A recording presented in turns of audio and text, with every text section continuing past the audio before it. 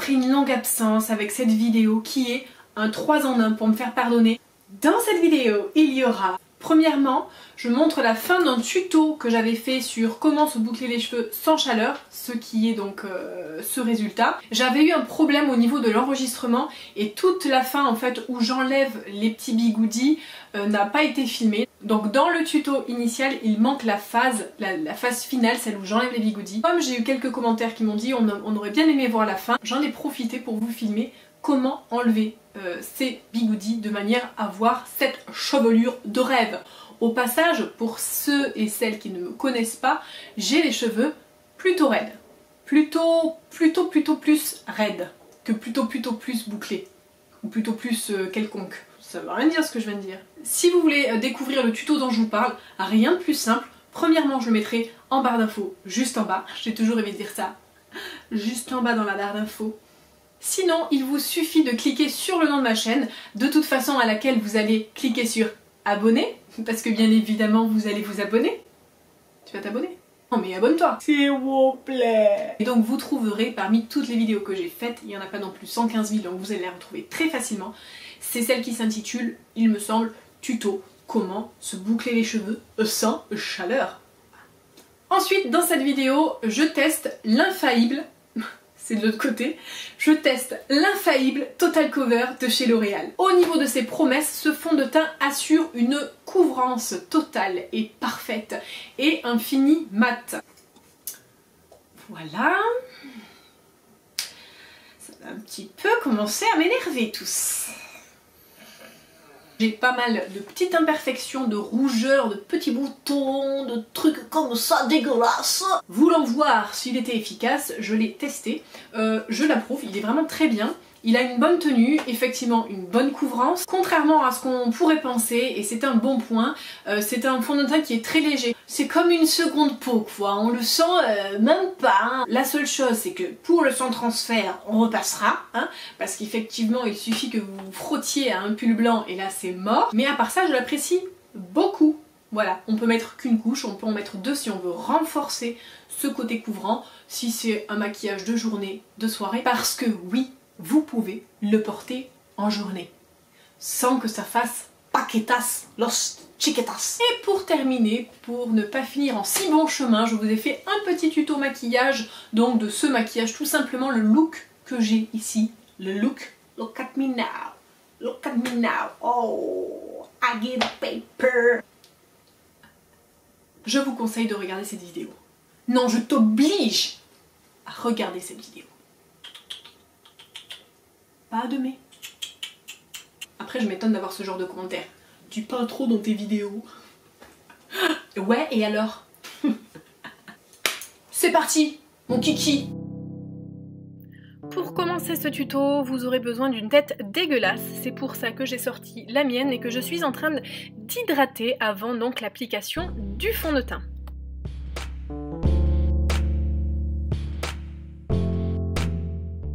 Donc je vais prélever un petit peu de fond de teint sur mon pinceau. Sachez que vous pouvez le faire au Beauty Blender, je pense que si vous cherchez vraiment une couvrance, ce sera même plus efficace. Moi personnellement le Beauty Blender, je n'ai pas assez de patience pour ça, donc je préfère l'appliquer, j'ai l'habitude de l'appliquer avec mon pinceau. C'est un pinceau de chez Kiko que j'avais eu à l'époque, qu'il faut que je change d'ailleurs parce qu'il commence à perdre ses poils, mais qui est très bien.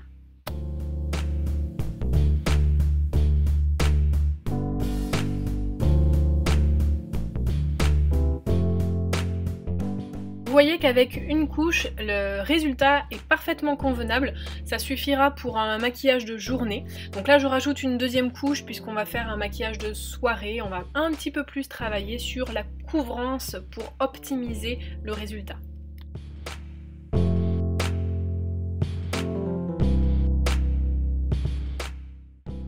Donc voici le résultat après deux couches. Donc ça a vraiment bien camouflé toutes les imperfections, les boutons, les rougeurs et même les pores dilatés, moi personnellement, qui sont très présents au niveau du nez et des joues. Donc pour un résultat vraiment bluffant. Allez, on enchaîne avec le concealer. Donc celui-ci c'est le Super Stay 24 heures de chez Maybelline. Moi personnellement qui me convient pas spécialement, je le trouve très épais. Il a tendance, bon, pour estomper déjà il faut vraiment passer beaucoup de fois dessus. Et en plus de ça il a tendance à vraiment marquer toutes les ridules rapidement. Cette étape, je la fais toujours au Beauty Blender, mais si vous n'en avez pas, sachez que vous pouvez largement le faire avec les doigts. Il vous suffira juste de tapoter la matière de manière à bien l'appliquer et non étirer.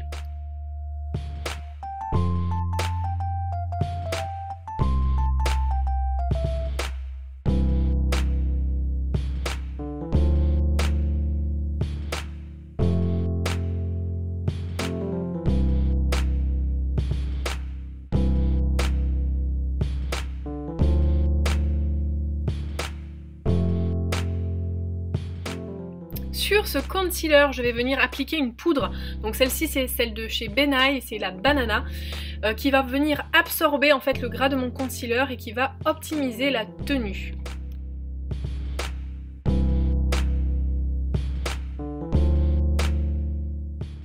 Avec mon pinceau biseauté, je vais venir appliquer mon bronzer, donc de chez Maybelline, le New York. Celui-ci, c'est la référence 01, blonde.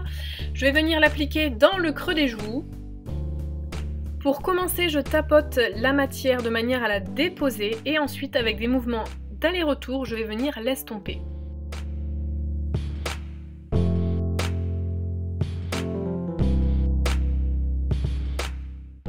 Je remonte par les tempes pour faire à peu près l'ensemble de mon front. Ayant un visage très carré, je vais venir en appliquer donc sur les extérieurs de mes mâchoires de manière à diminuer cet effet de mâchoire développée.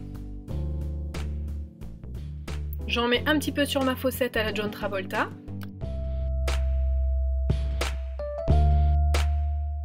Et je finis d'en appliquer donc sur les ailes du nez, un petit peu de chaque côté de manière à affiner un petit peu le nez.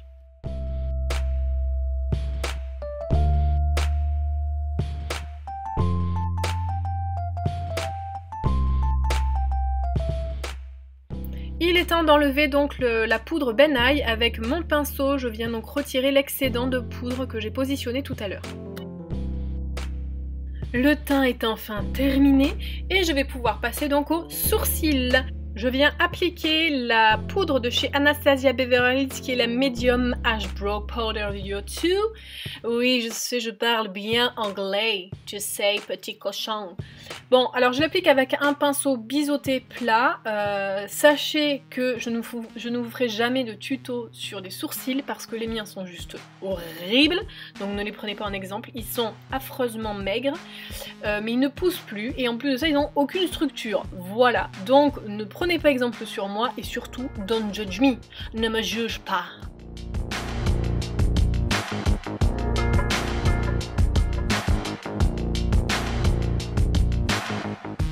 Là, j'applique sur l'ensemble de ma paupière, donc mobile et fixe, une base fixatrice. Allez, il est temps de passer aux ombres à paupières avec ma magnifique palette Marc Jacob. Je l'adore. Je l'avais achetée en solde chez Sephora. D'ailleurs, heureusement, parce que sinon je n'aurais jamais pu me permettre de l'acheter. Et elle est vraiment géniale.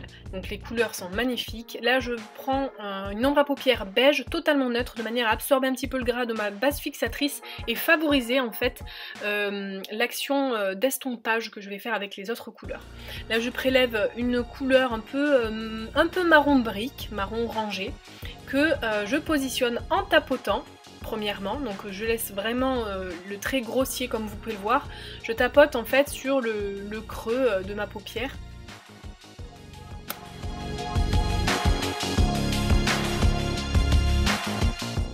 Ensuite, je viens tapoter une couleur un peu plus claire, un peu plus beige, de manière à donc fondre, du coup l'idée, hein, vous avez compris, c'est de fondre ces deux couleurs et de créer un dégradé. J'utilise un pinceau fluffy comme on appelle, donc c'est un pinceau estompeur, un pinceau boule qui est assez souple et je vais vraiment venir faire des mouvements d'aller-retour et des mouvements circulaires et j'alterne vraiment entre ces deux mouvements de manière à bien fondre les couleurs entre elles. Ensuite, avec un pinceau plat un peu langue de chat, je viens prendre un peu de marron, un peu plus foncé cette fois-ci et juste tracer un trait sur le coin externe de mon œil. Et donc je remonte, je longe en fait le pli de ma paupière mobile. Je vais venir créer une petite pointe sur l'extérieur pour étirer le regard. Et ensuite donc je fais des mouvements d'aller-retour sur ce trait là de manière toujours pareille à fumer en fait cette couleur.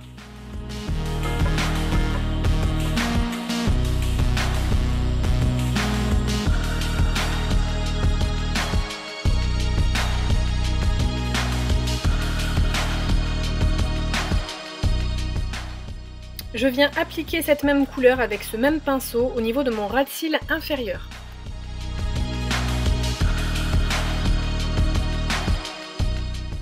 Et toujours pareil, même principe, j'estompe le tout.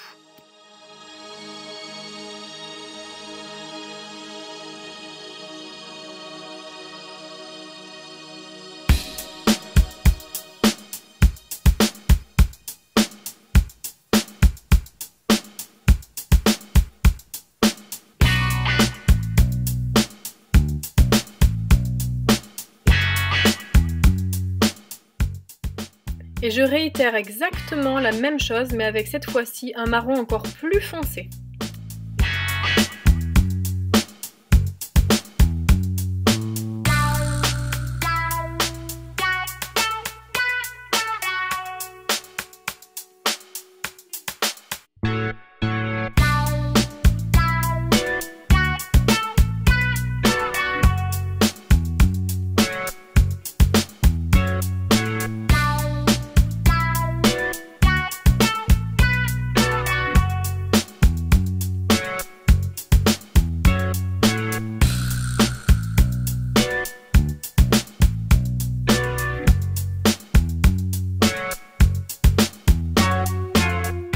Avec un pinceau court et arrondi, je viens prélever en fait une couleur qui va me servir d'highlighter, donc un blanc avec qui a des reflets un peu nacrés.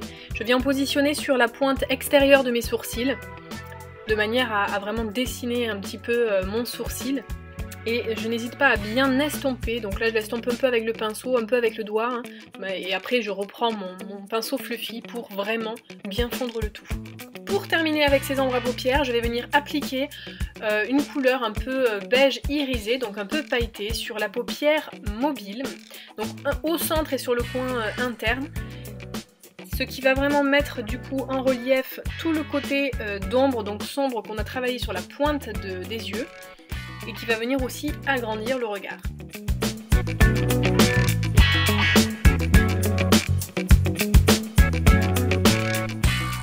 Un dernier petit coup de fluffy de manière à bien fondre du coup le clair et le foncé entre eux.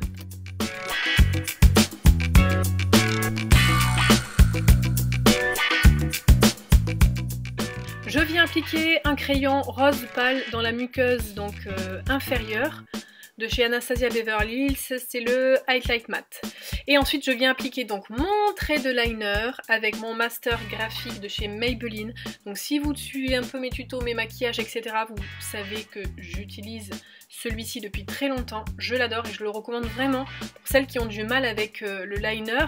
Là c'est vraiment un feutre en fait qui a vraiment une pointe biseautée qui permet de beaucoup plus facilement créer cette pointe au niveau des extérieurs et beaucoup mieux dessiner en fait le trait.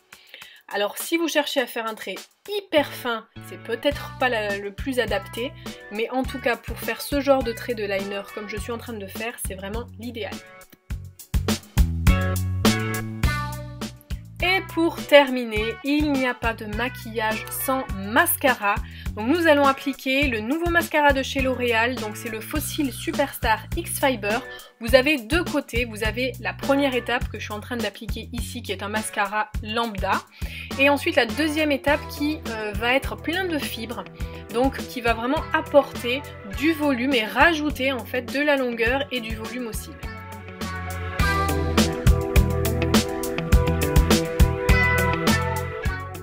À cette étape, vous pouvez donc appliquer vos faux cils si vous en avez. Ça mettra vraiment bien en valeur votre maquillage. Moi, je dois vous faire une confidence. Je n'ai jamais porté de faux cils pour une raison simple. C'est que les cils, c'est vraiment toute ma vie. Et que j'ai une peur bleue de si je positionne en fait la rangée de cils au moment de la retirer que mes cils se décollent avec. Voilà, donc c'est stupide, je vous l'accorde, mais j'ai cette appréhension qui me freine dans l'application de faux cils. En revanche, je compte faire une vidéo. Si ça peut vous intéresser, mettez des pouces bleus, dites-le moi en commentaire. Pour celles aussi qui ont le même petit problème que moi, je veux bien être votre cobaye et tester pour vous l'application des faux cils pour celles qui ne l'ont jamais fait.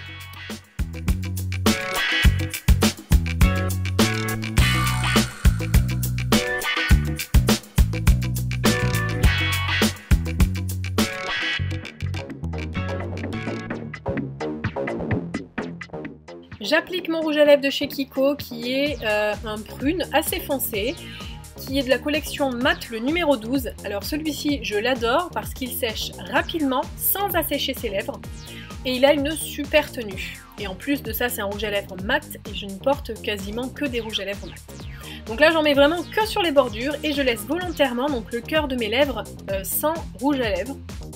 Pour y rajouter un highlighter crémeux donc en stick rose pâle, toujours de chez Kiko, c'est le Radiant Touch, le Creamy Stick, le numéro 101. Donc je le mets sur la partie libre et j'estompe bien le tout pour créer un petit dégradé au niveau des lèvres.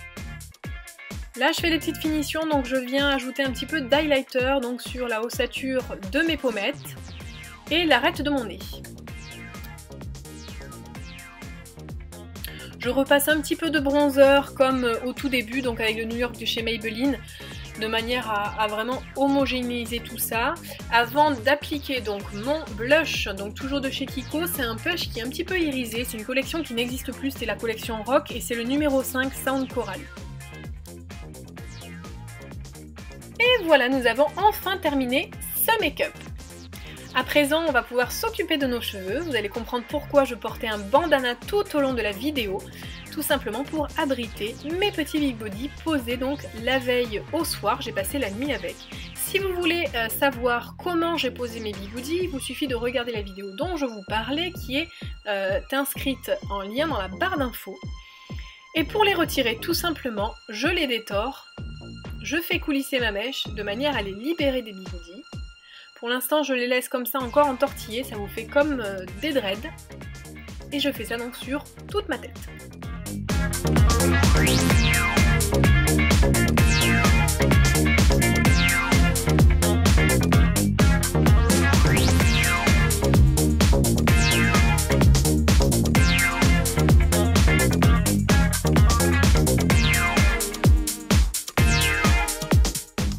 Je viens appliquer mon huile nutritive de chez L'Oréal, la Mythic Oil, donc pour cheveux. Je mets une pompe sur mes doigts, je frotte bien pour bien les répartir et je viens donc en déposer sur chaque mèche.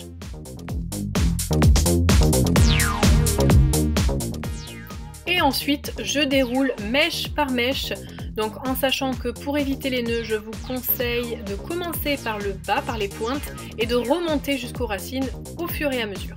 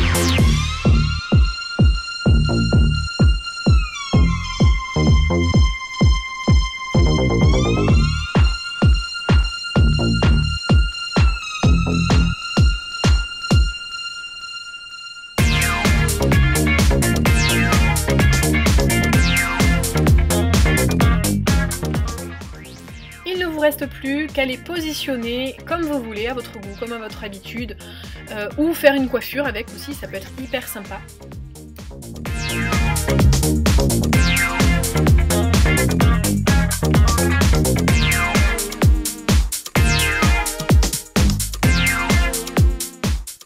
Cette vidéo touche à sa fin, juste le temps pour moi de vous remercier de l'avoir visionnée, d'avoir liké ou commenté, je me ferai un grand plaisir de vous répondre. Je vous dis à très vite pour une prochaine vidéo et en attendant, prenez soin de vous.